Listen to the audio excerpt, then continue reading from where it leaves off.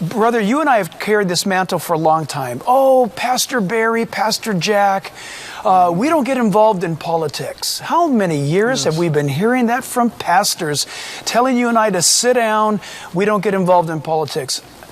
Barry, if you and I were involved in politics, we've had the opportunity to run for office, and we didn't. We have stood in our pulpits blowing this trumpet for years, and few people were listening. I mean, isn't this arrogant to say? It sounds arrogant. But we've been trumpeting this truth because it's biblically founded, and here now we've been proven correct. Well, how did you know this was going to happen? Well, Jesus said in Luke 17 that before He comes back, it's going to be like the days of Sodom and Gomorrah. And here we are.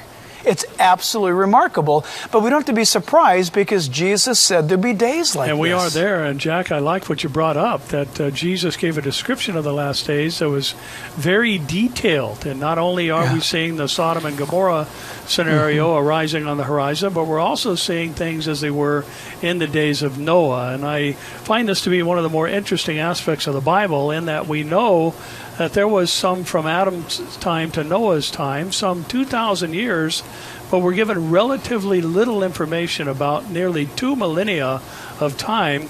Other than this, the thoughts and intents of man's heart was only evil continually, and that the earth was filled with violence. And looking at these things happening and watching the moral slide that our country is in, and the other things that came along with this decision that had been brewing, and I don't think anybody was thinking it was going to go a different direction. Not anyone that understood Scripture, I should say. Right.